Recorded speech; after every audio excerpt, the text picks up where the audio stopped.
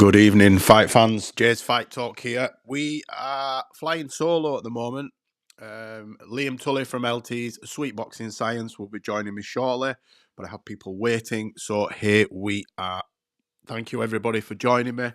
It's been a mad weekend. We've had bits of boxing, but this is to cover the MMA fights that we've had this weekend. We had PFL Road to Dubai. In fact, I've just noticed, and I only noticed this today, that both the MMA cards were predominantly rematches. There was about 6 rematches in total. The first one was the co-main event in PFL Road to Dubai, which saw a rematch, that original fight that took place 4 years ago. Corey Anderson and Dovlat Yagshimuradov fought 4 years ago. Anderson basically was comfortable in his win. He'd previously won by TKO. Yagshimuradov did as he always does. The man from Turkmenistan starts really fast hands, a lot of feints, looking for the overhand right. Has pretty decent wrestling, but Corey Anderson's wrestling is certainly up there. I think there's probably only Phil Davis in and around PFL that can match him for collegiate wrestling.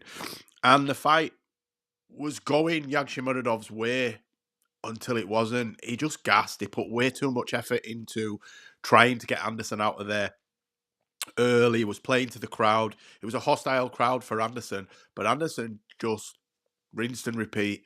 Got to the hips, got to the single leg, got to the hips, got to the single leg, and just sort of crowded Yagshimuradov, and he just didn't have anything. Once his cardio had gone and there wasn't a lot of power in his hands, then Anderson was on easy street, really, and sort of pulled away and got himself a unanimous points decision. And he is now, once again, light heavyweight champion in another organisation other than the UFC. Challenged for it in the UFC. He won it in Bellator. I think Vadim Nemkov beat him on points. They'd had a no contest the fight before that, I believe. My allergies are kicking the shit out of me today, so I do apologise for the sniffing and snooking. Okay, straight to the main event, another rematch. Now, I thought this was between Nurmagomedov and Paul Hughes, Usman Nurmagomedov and Paul Hughes. I thought the Northern Irishman nicked the first fight, but he didn't get it. This fight, however, I actually preferred this to the first fight. I think it was a little bit more exciting. I think Nurmagomedov felt he had something to prove. He'd said in the lead-up that he didn't believe that Hughes was on his level, didn't believe that Hughes could compete at that level, said his camp wasn't right. I believe he said Islam Makhachev wasn't in attendance, Khabib Nurmagomedov wasn't in attendance. Just excuse after excuse. This time, the camp's right, the preparation's right. I'm going to walk through Paul Hughes. He did anything but that. Paul Hughes, his wrestling, defense, his striking are so underappreciated. Now, for me, Nurmagomedov did 2 illegal groin strikes. The first one was unintentional. The second 2, he went for the same kick. One of them was he was going for a teep to the body. The other was just going for a kick to the body. Hit him in the crutch twice. I would have taken a point, but I gave Hughes the second round and the third round. Obviously, Nurmagomedov got the first and the fourth. Going into the 5th round, I had it even, and Hughes was winning the exchanges, and then got a bit sloppy, and Nurmagomedov got a takedown.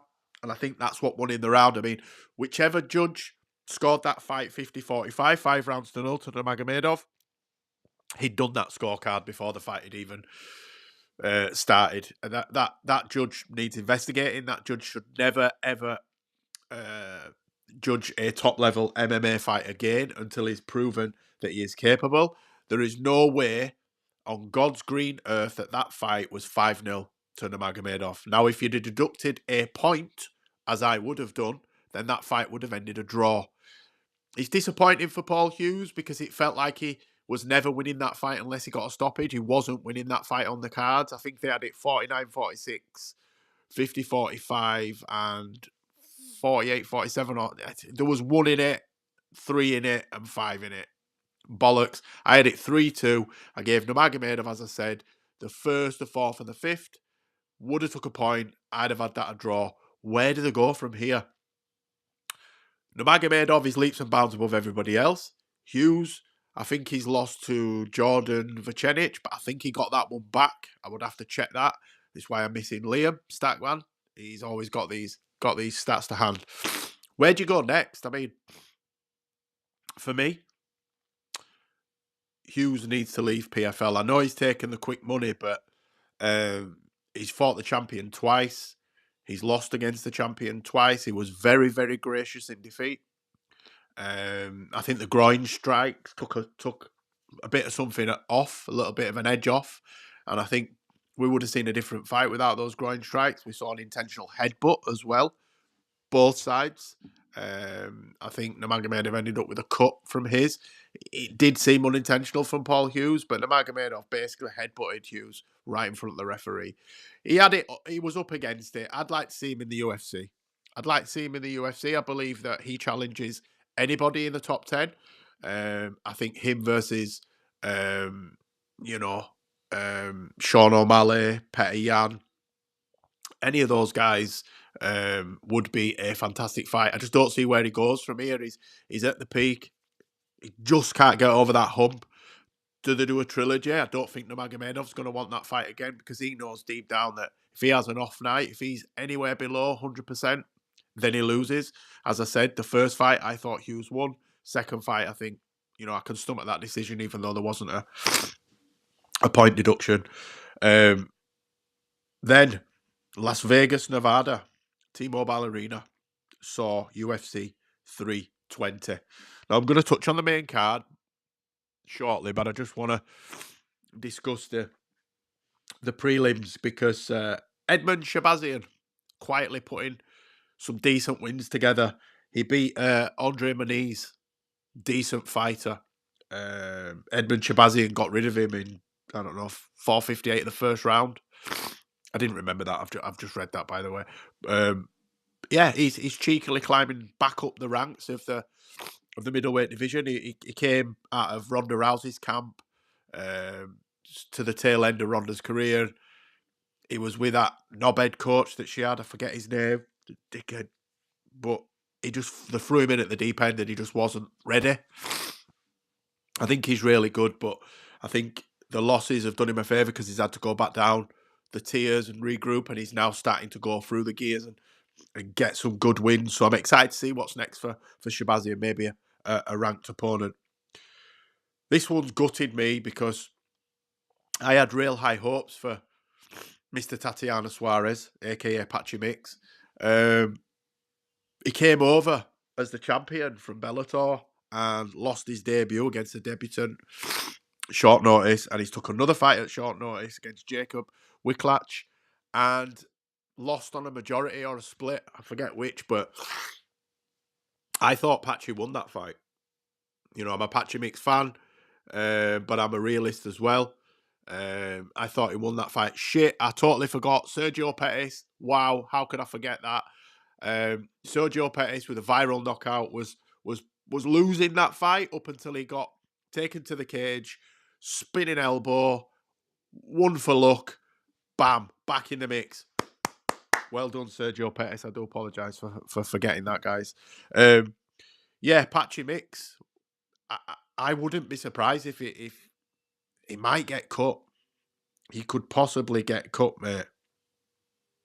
I think Liam's going to join us any second now. So if you just bear with me, Liam's about to join us. As I said, Patchy Mix is in a difficult spot now. Will the UFC want to keep him? Not sure, man. He's had 2 disappointing performances. He should not be losing the fights that he's lost. Yes, I think he won that fight, and looking online and reading some of the notes from people that were in the arena, journalists and the like, 75 to 80% of those people also agree that Patchy Mix won that fight. But look, record will show that Patchy Mix lost that fight. So, where does he go from here? I would not be surprised if he gets one more and then gets cut. But Dana or certainly the UFC top brasses, don't suffer fools gladly. And because he came over here on a decent package with a lot of fanfare, similar to like Pitbull and Chandler and those when they come over, and it's just not working out for him. They put him further down the card to sort of take some of the focus off of him, and he's still come up short. Again, like a broken record. I think he won the fight, but record will state that he lost, and he didn't do enough. If he'd have done enough, he would have got the victory. So, the next fight on the card that I want to talk about is Joe Pfeiffer. Joe Pfeiffer came in here as the underdog against Magomedov. And Joe Pfeiffer did what Joe Pfeiffer does, soaked up the pressure, was having hard work of it, and then just turned it on its head. Joe Pfeiffer hits really hard, and I think he always has that to get him out of sticky situations. But people sleep on his jiu-jitsu, his grappling, his submission game, and, he now goes to 15-3 submission victory against somebody that was highly touted in other organisations and coming into the UFC. So I'm interested to see what's next for Joe Pfeiffer at middleweight. Maybe Shabazian versus Pfeiffer. That would headline a fight night card. Both had sort of stop-starts recently. Joe Pfeiffer's had a bit of a better run at it. I think he's got 3 losses. Shabazian's got 5 losses.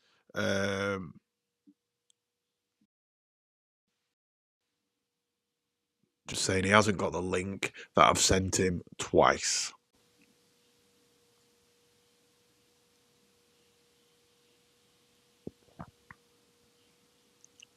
So yeah, Liam will be joining us in a couple of seconds.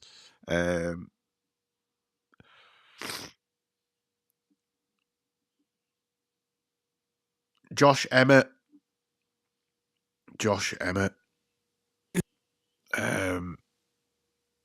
Here he is. Evening. Just talking about Josh Emmett, Youssef Zalal. Good evening, Liam. Thanks for joining us. Good evening. Apologies. Sunday dinner running over slightly.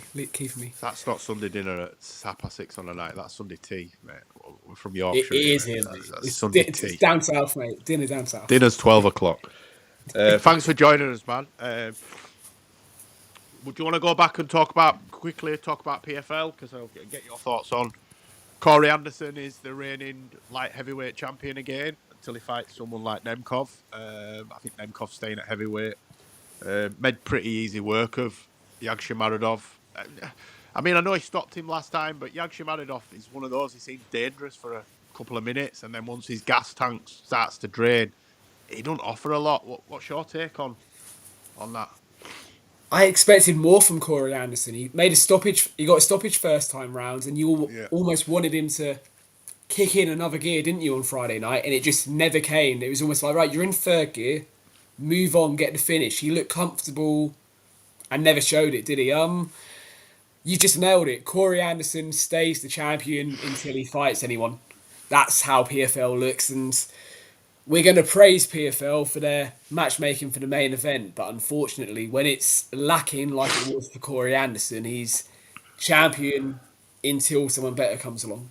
Yeah. Can I just put this out there as well, people? I've taken a little bit too much off my moustache. This is not a shave in preparation of thinking Ankalaev was going to win. I am not rocking the Habib. I have literally taken too much off my tash. I've just Mate, I was realised going to leave it. I was just going to leave it be. I'm from Bradford, not Makachkala. Yeah, I mean, Corey Anderson, I mean, the best thing he ever did was leave the UFC because he was hitting brick walls in the UFC. He couldn't get past that hump. He could never get the belt. He's had the belt twice now in PFL and Yep. Bellator. Sorry. I don't want to say lower tier organisations. But that's what it looks like. I mean, Corey Anderson is a world class athlete, world class fighter. He's just not one of the best, and it gets proven. I mean, Nemkov dealt with him fairly comfortably before he moved up. So, it's one of them. If he fights the likes of Phil Davis and those kind of people, then he's got a chance of a decent reign. But, I don't see it being a long reign, and he is in the back end of his 30s as well. It comes down to the pull of PFL. Can PFL get anyone across that's going to challenge Corey Anderson, or are they going to allow him to have a reign where he look, we're not going to say he's going to pad his record out, but where he's allowed to get a few defences behind him without facing anyone of real note, if that makes sense. Yeah, yeah. I mean, it's interesting because the PFL they pay good money, but they're struggling for stars. Really, I mean, Francis was there on Friday, begrudgingly. It looked like Dakota Ditcheva was there. Yeah. I think she's destined for the UFC. She's cleaning up already. And Francis, I don't think his relationship's the best with PFL at the moment, so I worry for them in terms of big stars. You've just mentioned Francis, so I put a question. Obviously, Francis was at a stalemate before the Fury fight and before the Joshua fight. Do you reckon he wishes he handled things a bit differently going back nearly 2 years? Absolutely, absolutely. I think if he'd have rode out the negotiation storm and not demanded as much money, I think he would have ended up with similar money to what he's on at PFL now. Yeah. Anyway, because he's a big name. They could have had the Tom Aspinall fight. They could have had the John Jones fight. There's plenty of fights there for Francis. Look, with the utmost respect to PFL's roster, and I can't fight. I talk a good fight. I'm undisputed in terms of talking a fight, but when it actually comes to throwing down, I'm not that guy.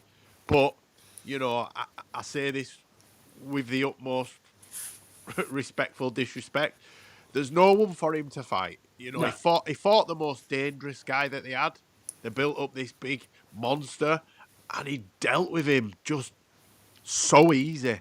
And I don't see them being able to attract a big enough name the other way from the UFC. They're not going to be able to get anybody out of contract from the UFC that's worth paying for, if that makes any sense. Francis needs to leave PFL.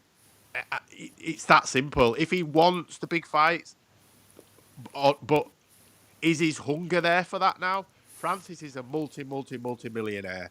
In his home country, the dollar goes even further, similar to Martin Bakole in boxing. Yeah. It takes that hunger away, and I think Francis now is just about the money rather than legacy. I bet he wishes he'd have stayed at UFC, though, because there's just better fights for him. Oh, yeah, I think it comes down to another thing as well. We talk about Dana White all the time, but he is one stubborn son of a bitch. And if you cross him, if you piss him off, if you then want to come and get back in his good books, he doesn't make it easy for you. And I think Francis has found that, hasn't he, in recent times? Look, would the UFC heavyweight division liven up from Tom Aspinall against Francis Ngannou after the John Jones debacle? Absolutely it would. But Dana doesn't make it easy. Cheers, bro. Dana doesn't make it easy for fighters. If he made it easy, we probably would have got Francis and Tom earlier in the year, if that makes sense. After it was obvious that John wasn't coming back, he had to take the opportunities, like we said. He was caught between a rock and a hard place once the negotiations broke down, and he done what he done with the PFL. Look, we're never going to begrudge a fighter taking money across either discipline, but he probably looks at that and goes, yeah, after the Fury fight, I should have just gone back in my lane. I should have gone back across to mixed martial arts in either form. Yes, Jams, Instead, thank you. now he's on the outside looking in because no one in PFL challenges him. And even if I think he possibly does beat Tom Aspinall, he's got to beat Dana White first, and he ain't doing that anytime soon. Nah, I don't think he beats Tom either. I don't think he beats Tom or Jones. I just think he's too flat-footed to beat either of them. The problem that I see now is, are we ever going to see John Jones again, given what's happened to his brother this week as well? Yeah. Rest in peace, Arthur Jones, if people don't know. Jones, his two brothers, both played in the NFL. Arthur, I think he was the older brother, passed Yeah. away this weekend in a car accident. Horrific. Thoughts and prayers go out to the Jones family. Anybody affected by it, it's horrific, and I think that's possibly going to put paid to John fighting again. I just don't see it. Look, if we were going to get John back for the White House, we've lost that now. That's me I being think so. honest. I think so. We know what John Jones is like. We know how he processes things. We know the peaks and troughs he goes through. This, in every sense of the word, could be a trough that we don't see him get over. And I don't mean that disrespectfully, but to come back from losing one of his brothers, one of his family members, to fight, what they say in the White House is going to be next June, July time, is it? I just don't see it, which is a massive shame because John Jones on that White House card is an even bigger star than Conor McGregor. I know that's controversial, but John Jones is more recent, especially to me and you. We love Conor, but John has done it more recently than Conor has. I just don't see it happening. And if John Jones does come back, you worry what version of John Jones we're getting because we know the battering he's taken from MMA journalists and fans, etc., during the back end of his reign. What version of John do we get if he does come back post losing his brother, post ducking Tom, etc., etc.? It's again, condolences to the Jones family, etc. I hope this kind of means we don't see him come back. I'd be quite happy now if this closes that John Jones chapter and Tom moves on. Whatever's going to happen with that division. I mean, For Hatcher and Roundtree. possibly. If I was going for fight of the weekend, then I would say go watch Hughes versus the Yeah, Magomedov okay, in yeah. PFL for technical. Blood and Guts and Thunder. All right, John. Yeah. The UFC main card was, I watched it, so I fell asleep. So I watched it first thing this morning. I've got to say, I love the Discovery app because you can just go fight. And I watched the main card in about 45 minutes. Absolutely fantastic. Mate, I done the same thing. So I got in from work at 1 a.m. We Thought, messaged "Nah, each other, fuck didn't we? I this." said, I'm going to bed, bro. Yeah. I'm gonna be honest. You sending me that message, I was like, "Thank you." I was waiting for you, and I thought, I'm gonna have to send this. And when you put, I feel the same, bro. I'm like, yes. I was knackered. I had a pig of a day yesterday, like I said to you, and I was just like, I saw that message and went, "Yeah, fine." Bed. Woke up this morning, done the main cards. Yuri Pahachka is a bad man. That fight with Khalil Roundtree was a matchup I didn't like for him because Roundtree's path at the moment, you say, is more on an upward curve, isn't it? And Yeah. you just thought if this is the right time to get Yuri, it's possibly right now. But what a fight. He came through. If you looked at that fight after 5 minutes, he's losing it. He's not winning it. He was losing it handily for me, and Yeah.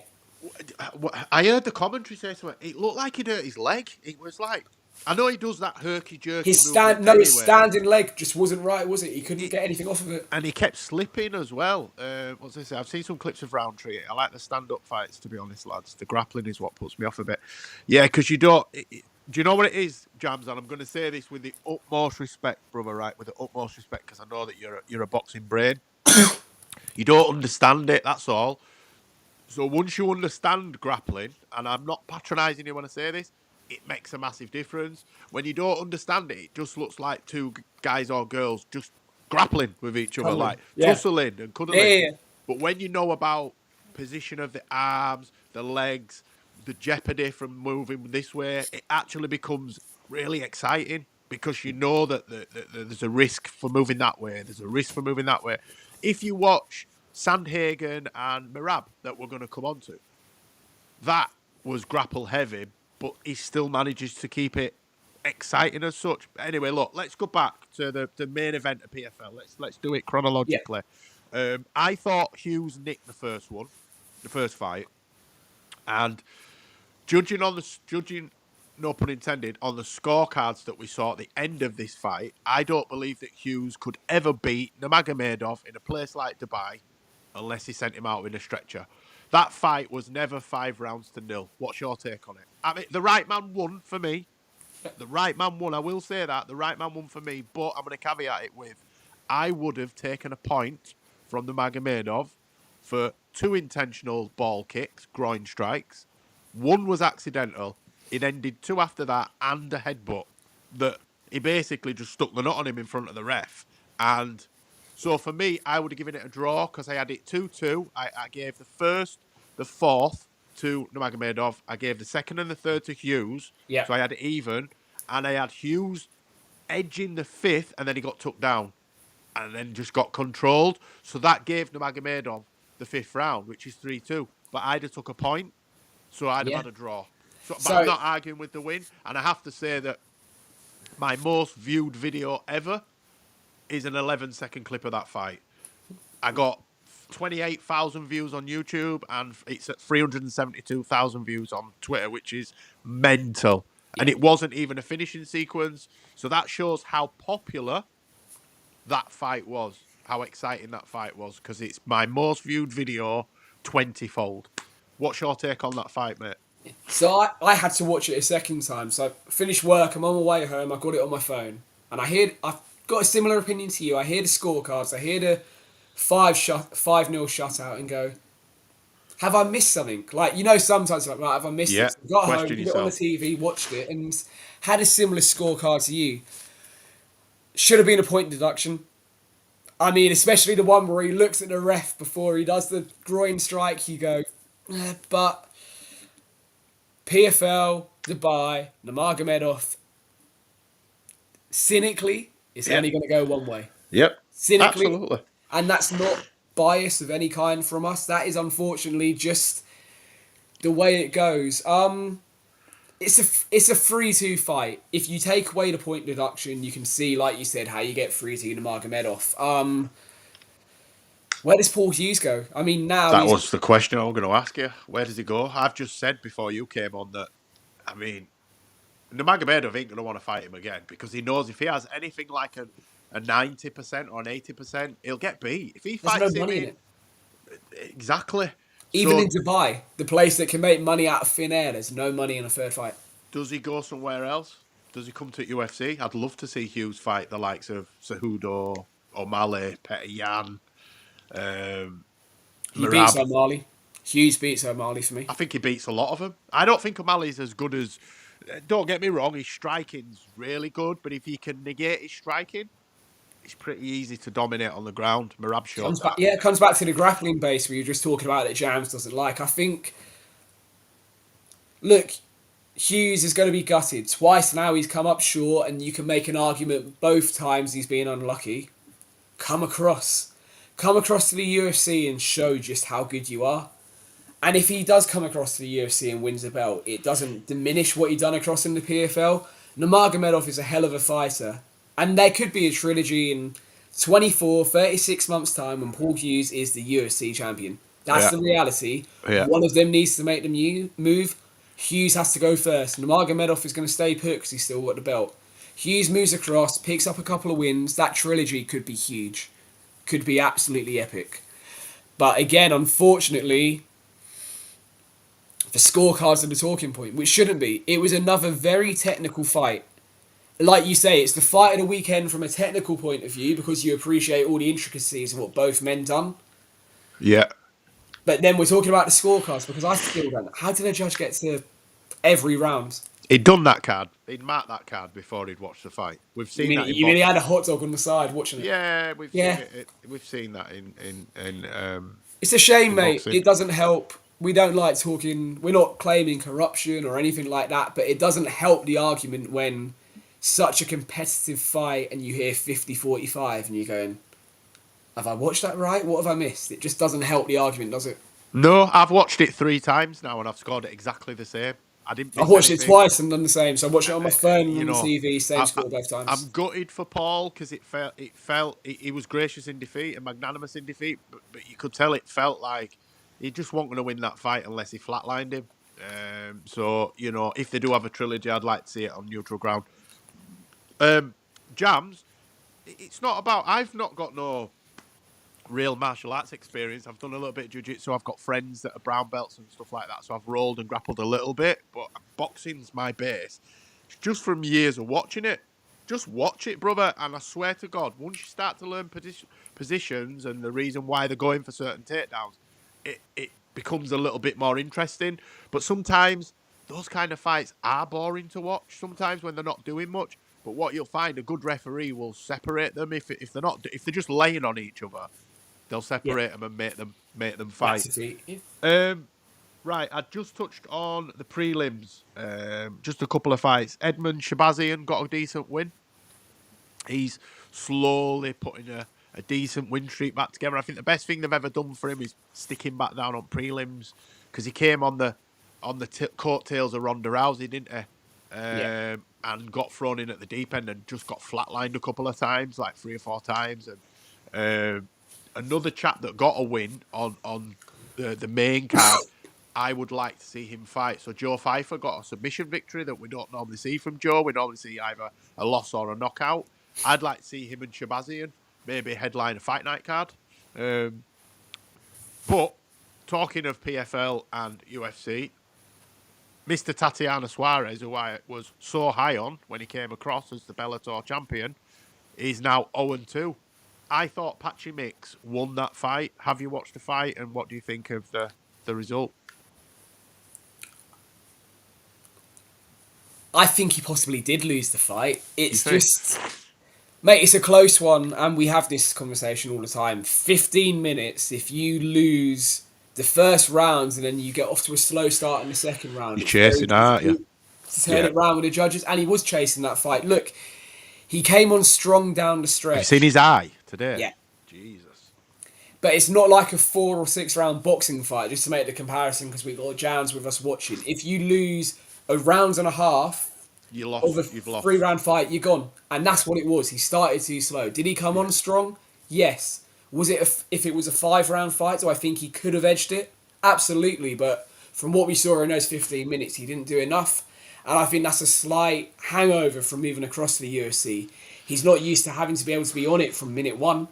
We saw it in his debut, and that habit unfortunately carried on last night. He went very strong as the fight went on, but started too slow. And that's the lesson. If you start slow in the UFC, you often get punished, even if it's across the whole fight. It's crazy because Patchy Mix has always been known for his grappling and his wrestling, and they were getting out grappled yesterday. And no disrespect to his opponent, but it's not somebody that I know of being, great jiu-jitsu player or a collegiate wrestler, Division 1 All-American. I think Patchy just feels different under the UFC lights. I think it hits different. Heavy. Shoulders heavy, man. It's a different pressure. I think they might cut him, One more. They'll give him. I hope he gets given a fight night. Put him on the main cards on a fight night. If he doesn't deliver there, he'll get cut. I hope they give him now. He's had 2 high-profile cards, hasn't he? He has, and I agree. I've just done it again. I totally glossed over Sergio Pettis. Fucking hell, man! What a comeback! Did you see Sergio Pettis' knockout? He was getting not mauled, but he was losing that fight. He was getting beat. He was getting beaten to the punch. He was getting out grappled, and then he pulled out a spinning elbow knockout, very similar to Lerone Murphy's against Aaron Pico. Yeah. And then gave him one for the road while he was on the floor and absolutely flatlined him. So you think Patrick might get one more? That's the generous side of me. If he's cut, would I be surprised? No, but the generous side of me says put him on a fight night card. Take away the pressure of even being a prelim on a pay-per-view. Yeah. Put him on, even if it's an Apex card. And you know my hatred for Apex cards, but even if he's on an Apex card, give him a chance. There's a talent there, and I think if he gets cut from the UFC, he'll go back to the PFL, Bellator, etc., and probably get beat to fighters that wouldn't have come close to him 18, 24 months ago. I agree. Right, main card then. Yusuf Zalal. It's one of the weirdest submissions I've ever seen. It got Josh Emmett in this. It just wrapped him up. Just 1 second. Paddy the Baddy. No, he's not injured. He is touted to be going to fight Max Holloway, January, they're saying. Max Blessed Holloway. which is a good fight. Very good fight. Paddy's just starting his cut for training camp now. So if you see Paddy at the moment, he's been enjoying life since Miami, hasn't he? He's a bit similar to Ricky Hatton, Jams. He enjoys his life outside the ring. When it comes to getting serious, he'll do it. He needs 16, 17-week training camps, doesn't he, Paddy, unfortunately, which he admits, but no injury as far as we know. Not as far as I'm aware. He was offered an opportunity, wasn't he, for the Tom Aspinall card out in Abu Dhabi, which he said no to. But if he's going to go out and fight Max in January, like we've heard, mate, it's another notch on the belt. It's what we want to see him do. If he can go and beat Max, he looks even more legitimate after what he done to Chandler. Do you think he beats Max? I don't. Nah. Mate, I don't think he does it, but I didn't think he beat Chandler. And look what he done to Chandler. Yeah, Chandler's one of them, though. He's hot and cold, isn't he? I think if Chandler turns up, but we haven't seen the Chandler that had the 3 fights with Eddie Alvarez. We never really saw. He never reached that sort of height again. Other than Dan Hooker on his debut on Fight Island, he's not really delivered, has he? If we're being tough on it. But anyway, back to Pfeiffer and Zalal and Emmett. Yeah, Josh Emmett for me is just the gatekeeper now. Zalal, I'm excited. I think Zalal got his defeats out of his system earlier on in his career, and he's on a bit of a tear in the UFC. I don't know what's next for Josh Emmett because he's just getting loss after loss, isn't he? Now he's becoming a bit of a punch bag, really. Sad to see because he came over late, really, didn't he? In terms of he got his opportunities fairly late on. I think he's nearly 40 now. Yeah, and he lost. 40. Yeah, he lost fairly comfortably. Zalal made pretty light work of it. Negated Emmett's right hand, and once you negate that, it's game over. Fight of the night next for me. You said it earlier on. One of the most improved fighters of the recent times, Khalil Roundtree, retired, went to Tiger Muay Thai, and just came back with his Muay Thai stance. His kicks are horrific, and he was beating Yuri to the punch. He was chewing up his legs. He was avoiding takedowns, and then Yuri just caught him and just jumped all over him. And won the fight. I mean, what's your take on the third round stoppage that Yuri got, and what do you think it does for him in terms of the title mix? 2 takes. Yuri Prochazka chasing down a stoppage is one of the most beautiful but brutal sights in mixed martial arts. You know what I mean? You're watching it wincing because you know it's coming, but it's beautiful. Someone's going out there when he's going for it. He's either going or they're going. Like sometimes someone's chasing, and then the klaxon goes. Yuri, you know that either he's going to get killed or they're going to get killed. Yeah. In terms of Roundtree, to nick a stain from boxing, he got a bit greedy, didn't he? He was so good through the first 10 minutes of the fight, and all he needed to do was not see out the last 5 minutes, but not get engaged in a toe-to-toe battle. And he played into Yuri's hands. He needed to stay on the back foot, avoid close exchanges, and make it a boring 5 minutes. He just couldn't do it, could he? He'd done all the legwork in the first 10 minutes. He was 2-0 up for me on the scorecards. See the fight out. Fair play to Prochazka, but Khalil Roundtree, when he does watch that back, will be kicking himself because he'd done all the hard work. He'd negated Yuri. He'd negated everything that we thought. He just got involved. Yeah, he got involved when he just didn't need to get involved. And once he was hurt, there's still... Look, besides the man we're going to come on to in the main event in a few minutes, he is one of the most vicious finishers in the UFC, Yuri Prochazka. When he's got a man hurt, he more often than not gets them out of there. Absolutely. I'll just answer this question. I did see that. It was... I never thought I'd say this, but it was deserved for me. Vanderlei Silva is a horrible man. He has attacked people before. He attacked Chael Sonnen when he was in Brazil by himself doing The Ultimate Fighter. He's known for headbutting. In the lead up to that, if you watch that fight, he'd headbutted the kid twice. He'd elbowed him. He'd hit him on the break. I think he tried to kick him at one point. Yeah. He went over, got involved, and got sparked by some little fat pudding in a suit. So, it is what it is. This next question, Jams, is probably hard to say. I think rear naked's probably more popular, more common. in terms of a ground stoppage, but ground and pound as well is. I don't think there's any rhyme or reason, but you do see a lot of rear nakeds. What do you think, Liam? It's hard to say, isn't it? It's hard. It depends on the fighters. I mean, I think you go back 3 or 4 years, you were looking at arm bars, but as ground game's evolved, as the next generation of fighters coming through, rear naked chokes and all leg holds and all sorts are coming through to get stoppages. But Yeah. Jams, give it a chance, mate. Don't get me wrong. It took me a while to get into it and took me a while to understand the intricacies of what happens on the ground. Google Eddie Bravo. That's it. Yeah. Watch Eddie Bravo. Jiu-jitsu. It's more of a no-gi. It's like, and then watch the Rotolo brothers. They do combat jiu-jitsu, so that's got slaps in it, so it's grappling. Watch Craig Jones, Gordon Ryan, Nick Yeah. Ryan, Ryan Hall. Fucking hell, mate. They're all really exciting. Anyway, co-main event: Marab, the Machine, Davashvili against Corey. Is he the Sandman, Sandhagen? If he's not, Yeah. he should be. He's the Sandman. I was worried for Marab first round. Sandhagen had him on toast. Was boxing his head off.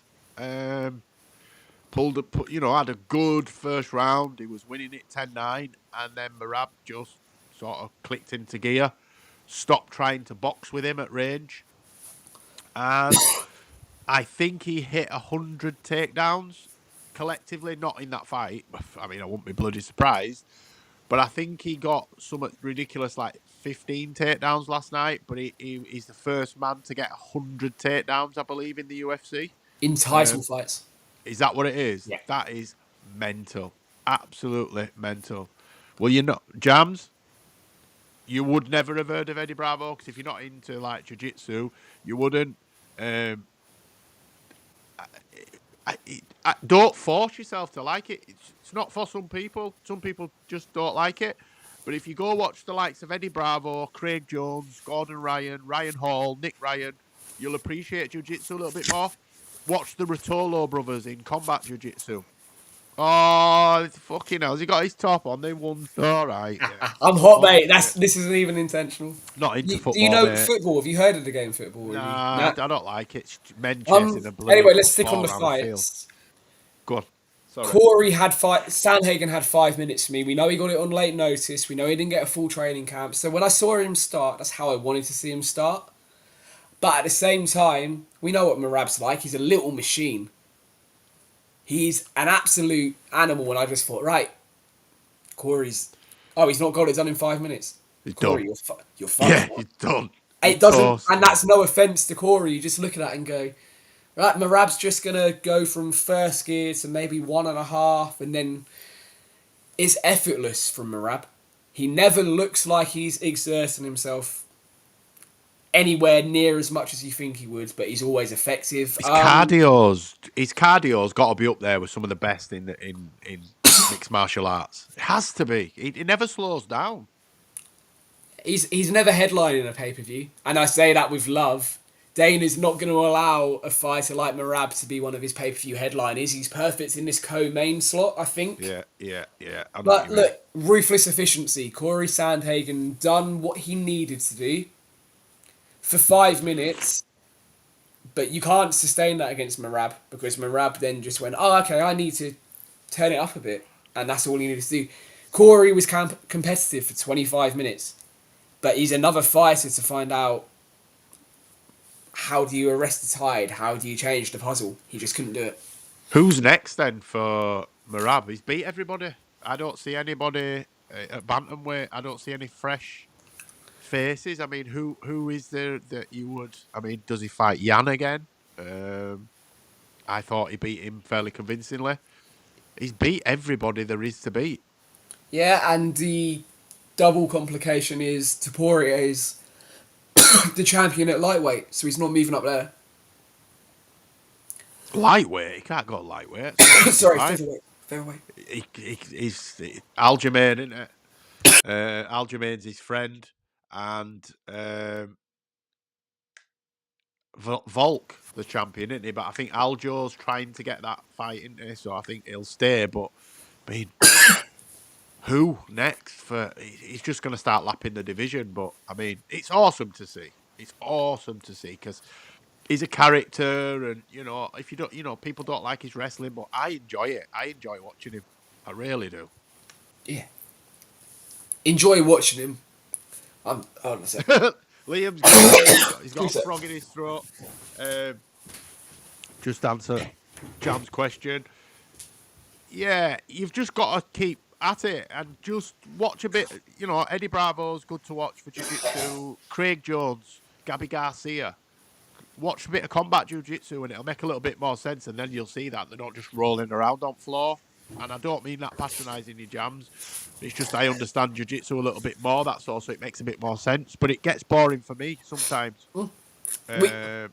Jams, if you ever watch us 4 a.m. watch along and it's a grappling fight, we're not loving our life. We are saying, Jesus, I wish there'd be a bit more Absolutely. action. Marab's a difficult one, like you just said. He could end up lapping this division. But the issue with Marab is he doesn't look spectacular, so you're not going to get the eyeballs on it. No. He's not starching people in 5 minutes. He's grinding out 25-minute decisions. And in this modern world where everyone wants to see it quickly, no one has a long attention span, he's not the fighter to carry anything for the UFC, which is why I said he's a perfect co-main event guy. Fantastic to watch for us that love it, but someone like Jams, you say, oh, you got a champion fighting tonight, watch him. Don't rush to watch him. Yeah, exactly. Don't rush to watch him. Technically, he is superb, but from a casual's perspective, horrendous. If I make any sense there. I think he needs some time off. I think he's the first bantamweight champion, or the first champion to defend 3 times in a calendar year, I believe. That was something I saw last night. He's got nothing to prove. I'd like to see him take a few months off, give a chance for some of the up-and-comers to have a few fights, and then go from there, really. Just a quick one. On to boxing right quickly. Who have you got for Saturday? I think Alan will stop him. Alan gets through the first 4, he stops him 7-9. Makhmudov will be dangerous for the first 12 minutes. David Preiske is going to get flatlined. David, for fuck's sake. Right, main event, another rematch. I said earlier on, I didn't realise it was nearly all rematches. Anderson was a rematch. Hughes Nurmagomedov was a rematch. This was a rematch. The main event here was a rematch. Co-main event. So we had 4. The weekend of rematches. Absolutely. I got it wrong. I thought Makhmudov. I thought Ankalaev would grind out a points decision again. I thought he'd take him down.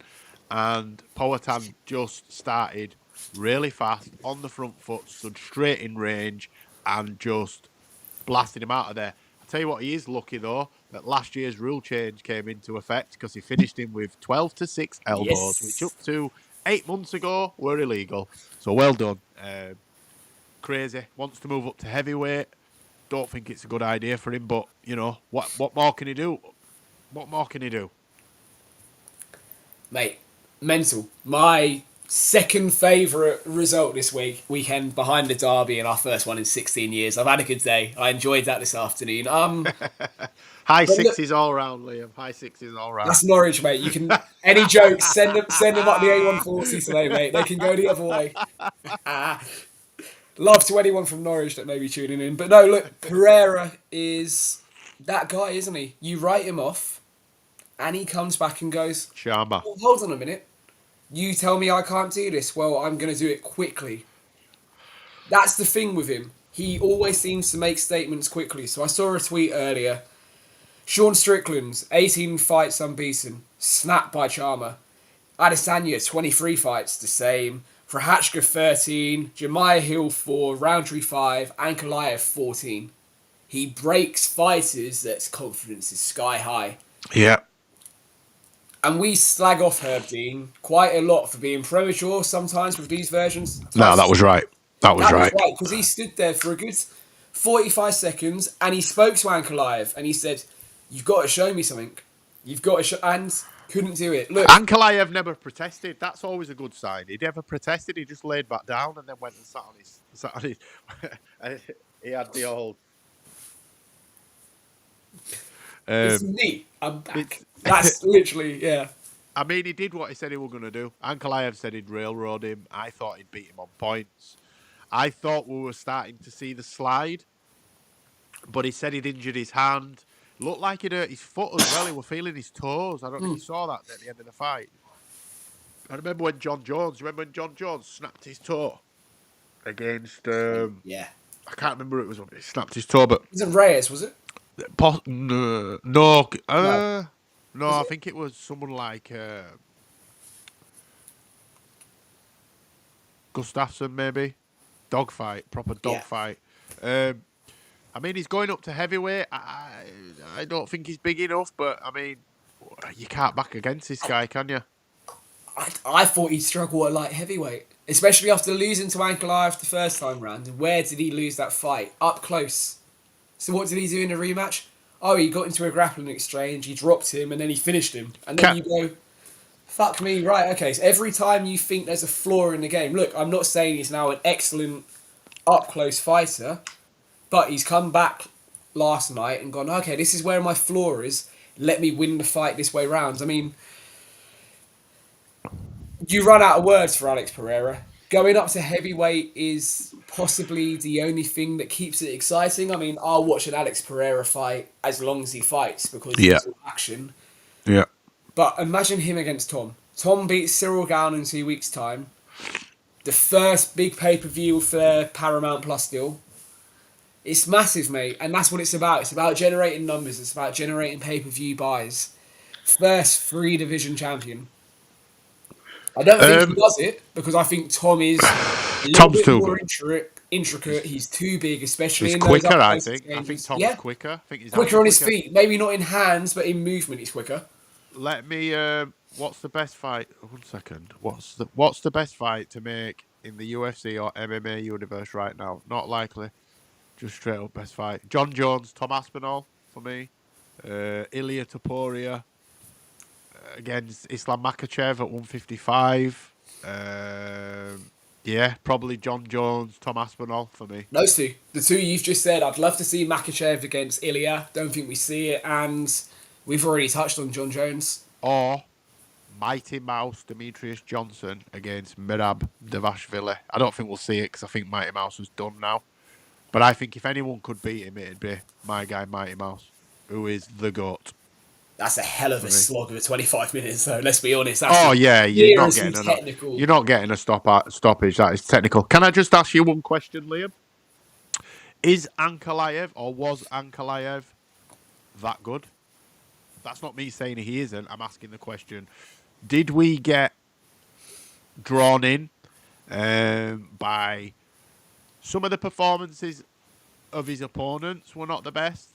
Remember Paul Craig submitted him at 4:59, caught him in a submission. He's been wobbled a couple of times.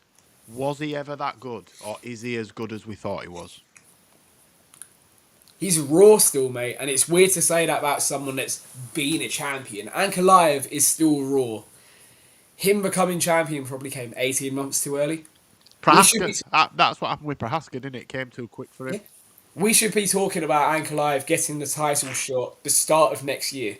He shouldn't, he got the shot against Powhatan early, wasn't meant to win it, and you know what I mean when I say that. In terms of how the company looks at it, Yeah, should have been routine for Pereira. It wasn't.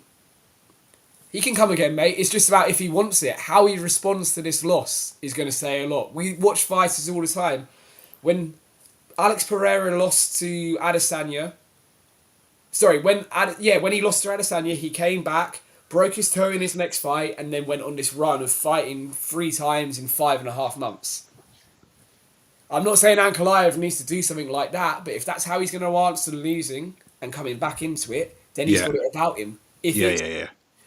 September next year and Ankalaev's coming back in a 3 rounder, you're asking questions. It's all about how he wants to feel about losing this fight, if that makes sense. Yeah, I think they'll put him in with someone like Roundtree or Jamal Hill. I think he'll fight someone like that next. I think Roundtree's coming off a loss from Yeah, last night, even though he yeah. was Winning that winning. fight. Yeah, yeah. that's a 5 round fight night main event. I don't want to see that across 15 I minutes. tell you what, I do want to see. I want to see Carlos Ulberg against Yuri for the vacant title. Because I thought Ulberg would lose to Reyes, and he's better than I thought he was. Sorry, I've just remembered. Jams, fighters to watch to get you into grappling. Watch Nick Diaz and Nate Diaz, both black belt Yeah. jiu-jitsu players that mix in punching and grappling. Check them motherfuckers out, bro. And then come back and say you don't like grappling. Yeah. What happens with this division if Pereira? Pereira's not going to fight again. There's no one to fight unless Izzy went up for the story. But I think he knocks Izzy out, bearing in mind what Nizruddin Imavov did to Izzy. I think he'll knock Izzy out. But I think that would be the only fight he'd stay at light heavyweight for. He said he wants to go to heavyweight. I think we'll see him up at heavyweight next year. I think he'll be ringside, cage side. I hope so. This is the thing, though, mate. If he doesn't get to fight against Tom for whatever reason at the start of next year, is he going to be motivated to fight Yuri again? Because that's the fight, isn't it? If it's not, I think Yuri Prochazka is the fight that Dana and Hunter, etc., will push on Poatan if he doesn't move up. And does he get up for that again? That's the thing with Poatan at this point. It's finding fighters that motivate him. It's finding challenges that motivate him. So Ankalaev was a revenge mission last night. There's the motivation. Tom Aspinall or Cyril Gane, because Cyril can beat Tom in a couple of weeks' time. Yeah. Is a motivation because it's challenging himself at a weight he probably never saw himself going to. Yuri Prochazka is, I've already beat him. Do you see where I'm coming from? It's that next potential stumbling block. So it's all about keeping him motivated for me. Yeah, sorry, Jams, we're not going to answer that question. No comment. We only talk about real fights on here. Usyk can wrestle, by the way. It dog walk him. I'm not sure. I think they're going to try force Yuri on Alex. Alex is not interested in that fight. I think we'll see Alex cage side for Aspinall Gane. And I think that's the fight we're going to see. First quarter, possibly second quarter of 2026.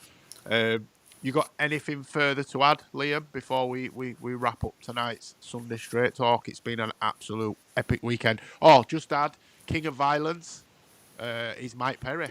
That's where I was going. Yeah. What? Did you see Conor McGregor at the face-offs and stuff? Why was he... Did you see him, push Stevens, and then he pushed... Perry will smash his head in if he carries on. He will smack him at some point. It was he had him face to face. He had the belt, and then he sort of nudged Stevens and then nudged Perry. And I'm like, you're sailing real close. Perry will batter Conor. There's something better than that. There's Conor McGregor getting his own walkout just for arriving at the arena. It's mad, isn't it? Yeah. Mike Perry. Look, we loved Mike Perry when he was in the UFC. His biggest viral moment is the wrong ring walk music playing, and he sings along to Halo by Beyonce when it's meant to be the Halo theme tune from the video games. That's fantastic. He's a nutter, but we love watching him. I always thought he'd be, you think Jeremy Stevens and him, there's only one winner, and that's how it transpires. Stevens is too small, really, isn't he? King of Violence and Jeremy Stevens don't go in the same sentence. King of Violence and Mike Perry, you can put it in there. I mean, he's a 50-50 fighter. They all want that Conor smoke. I'd fight Conor. The money that you get paid for fighting him, they all want it. Conor's the pot of gold at the end of the rainbow. Is that an Irish joke? Yeah, I think so. I think I just inadvertently took the piss out of my own people there. But come on, leave our people alone. Come on. What's he saying here? Six knockdowns, but let's be honest, BKFC pay-per-view was a joke. I mean, I don't mind it, but yeah, it is what it is. Sometimes treads the line, sorry mate, of WWE, giving Conor a walkout. It just there's a market there, and it fills it superbly. But when it gets to this fantasy side, you look at it and go, it's too much. Get back. It's a bit too much. Come back to this side. Just rein it in a little bit. Into that. Yeah. Yeah, rein it in a little bit. But no, it's been a fantastic weekend. We've had some great fights. Thank you, everybody that's interacted and joined us. Jams especially. Thank you for getting involved, man. We appreciate it. Liam, It's been an absolute pleasure as always. Thank you. You'll see us guys this week. We've got boxing, we've got UFC. Liam, have you got a prediction show this week? If I can get it in with work, I will get a prediction show out on Tuesday. You'll see us at some Yeah, point. we'll be around. We'll be around. We'll be doing no punches pulled this week. Sam will hopefully be better. He's been off with man flu this week, so he's tucked up in bed with a lemsip. But once again, Liam, thanks for joining me, brother. Everybody else, keep punching. Take it easy. Thank you.